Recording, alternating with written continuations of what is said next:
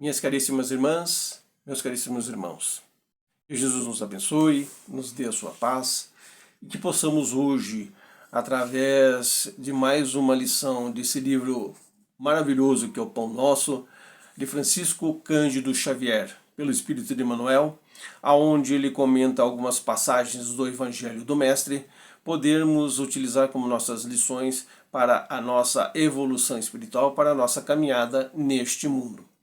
E hoje nós vamos comentar sobre o capítulo 3, o arado, onde Emmanuel vai nos dar instruções interessantíssimas e necessárias para que possamos sermos melhores e fazermos o melhor para nós e para as outras pessoas. Ele já vai citando a passagem do evangelista Lucas, no seu capítulo 9, versículo 62, onde ele diz: E Jesus lhe disse: Ninguém que lança a mão do arado e olha para trás é apto para o reino de Deus. Nós vamos, como sempre, lendo os parágrafos e vamos comentando eles à medida e à luz da doutrina espírita. Aqui vemos Jesus utilizar da edificação do reino divino um dos mais belos símbolos. Eu também acho isso bacana, o arado, né? É aquele que prepara a terra, que suca a terra para que a gente possa colocar a semente, para que a vegetação nasça, para que o nosso alimento nasça, né? Efetivamente, se desejasse, o mestre criaria outras imagens. Poderia reportar-se às leis do mundo, aos deveres sociais, aos textos da profecia, mas prefere fixar os ensinamentos em bases mais simples. Essa parte aqui é muito interessante. Jesus se utilizava muito do cotidiano das pessoas, principalmente nas suas parábolas, para que ele pudesse ensinar as lições do reino de Deus. Ele podia utilizar, né, como o grande conhecimento que ele tinha, principalmente das leis judaicas, ele poderia ensinar dentro dessas profecias, dentro dos deveres sociais. Mas ele preferiu fazer o ensinamento da coisa mais simples, da vivência das pessoas. E isso é muito bacana, é muito interessante. Se nós que queremos trabalhar dentro de qualquer âmbito de assistência às pessoas, nós temos que entender a vivência daquela pessoa. É isso que Jesus fazia, entender a vivência e o que as pessoas utilizavam no seu dia a dia, o que elas passavam no seu dia a dia, né? E assim ele ia fixando as bases bem simples do evangelho que ele queria deixar, né? O arado é o aparelho de todos os tempos. E é verdade até hoje, né? Bem modernizado tudo, né? Mas é o aparelho de todos os tempos do agricultor. É pesado, demanda esforço na colaboração entre o homem e a máquina, provoca suor e cuidado e, sobretudo, fere a terra para que a terra produza. Constrói o berço das sementeiras e a sua passagem, o terreno cede para a chuva, o sol e que os adubos sejam convenientemente aproveitados. Então aqui ele tá utilizando, né, a figura do arado, essa metáfora, porque é um aparelho de todos os tempos. Isso a gente sabe muito bem, né? Aqui que a gente comentou. Hoje ele está mais moderno, as máquinas puxam ele tem uma condição melhor, assim, né, de trabalho.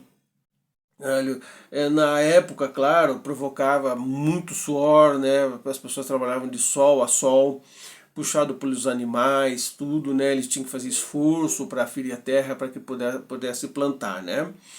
E ele vai dizendo aqui, ó, o arado na nossa vida são essas situações que nós passamos que vai construindo o quê? O berço das sementeiras, a sua passagem, né? O terreno que cede para que a chuva do entendimento entre, o sol, né, nos aqueça para que a gente fique confortável e os adubos do Evangelho do Mestre sejam convenientemente aproveitados.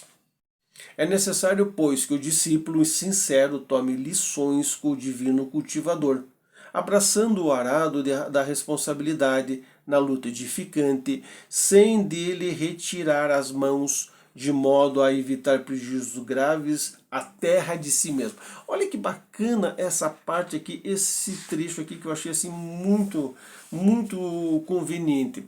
É necessário que a gente, como discípulo sincero, aquilo que nós estamos aprendendo, nós entendemos que com o divino cultivador, com o Mestre Jesus, com as suas lições, né, nós temos que abraçar o nosso arado com responsabilidade. Nós somos seres humanos que, obviamente, nós reclamamos muito de tudo, mas também, num certo ponto, nós não vemos que muitas das nossas reclamações e muito do que acontece na vida da gente partiu da nossa própria responsabilidade, daquilo que nós fizemos. Obviamente que há lições que têm que ser aprendidas dentro desse contexto da imortalidade, das nossas idas e vindas neste mundo. Mas o arado é nosso, a cultivação da terra continua sendo. Nós estamos vivendo aqui novamente, né, fisicamente, e o nosso arado continua o mesmo. Né? Nós é que estamos puxando esta máquina, que está plantando as sementes que nós mesmos queremos, ou seja, nós não queremos colher uma coisa diferente daquilo que nós estamos plantando, né? Olha o que ele fala aqui, né? Sem retirar as mãos dele. Então nós não podemos retirar as mãos do nosso arado. Eu não quero mais saber, não é assim que funciona, eu vou viver de outra forma. Ao contrário, do mesmo modo você está plantando, né? Então nós temos que evitar esses prejuízos à terra de nós mesmos, né? A terra em que nós estamos cultivando. Na sequência, ele continua dizendo: então meditemos nas oportunidades perdidas, nas chuvas de misericórdia que caíram sobre nós e que se foram sem qualquer aproveitamento para o nosso espírito, no sol de amor que nos vem vivificando há muitos milênios, nos adubos preciosos que temos recusado por preferirmos a ociosidade e a indiferença. Então ele pede, né, Emmanuel nos diz aqui, que paremos um pouquinho e analisemos a nossa existência até a presente data, né? Que a gente medite nas oportunidades que tivemos e perdemos, né?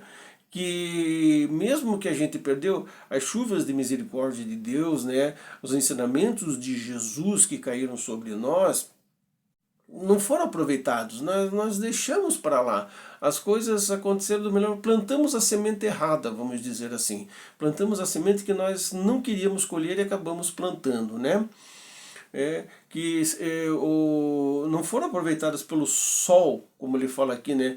Pelo sol de amor que nos vem vivificando há muitos milênios.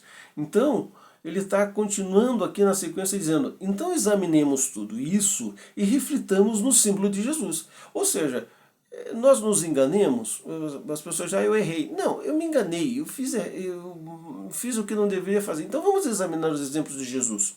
Né? Vamos refletir naquilo que ele fez, para que a gente possa continuar agora plantando a coisa certa, a semente certa. Né? Ele termina aqui dizendo que um arado promete serviço, disciplina, aflição e cansaço. No entanto, não se deve esquecer de que, depois dele, chegam as semeaduras e as colheitas, o pão no prato e os celeiros guarnecidos. Então, tudo aquilo que nós plantamos com esforço, com dedicação, tudo aquilo que nós fazemos para nós e para as outras pessoas, né, que mesmo que nos criem determinadas aflições e que nós vemos que estamos passando por determinadas situações que não nos são confortáveis, ele é o nosso trabalho do arado, né? Nós estamos ali arando a nossa própria terra, plantando o melhor possível, vigiando, né? Há uma passagem de Jesus em Mateus que ele diz assim, né?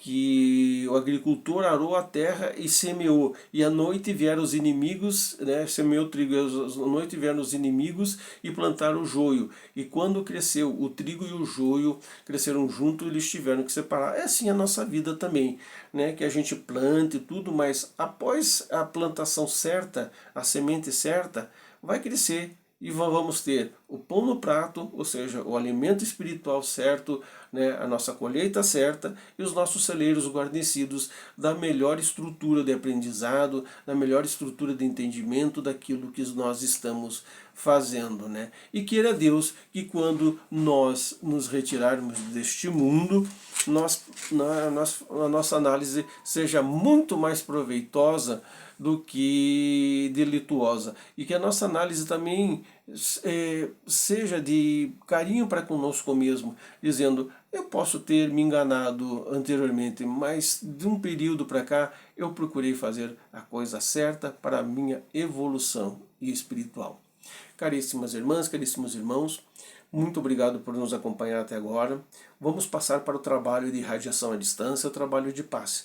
E para isso é muito importante que você prepare o seu copo com água, né, a sua garrafinha com água, deixe ao seu lado, sente-se confortavelmente, né, põe as mãos no joelho, fecha os olhos, e enquanto nós vamos tocando aqui uma música, você vai pensando no Mestre Jesus, você vai pensando naquilo que você quer para a sua evolução espiritual, vai pedindo as coisas para você, mas peça também para aquelas pessoas, né, que também passam por essas situações, e que você possa, né, receber aquilo que o seu coração pediu de melhor para você. Paz e prosperidade a todos. Até uma próxima oportunidade, se o Mestre Jesus aqui nos der o aval para a nossa presença.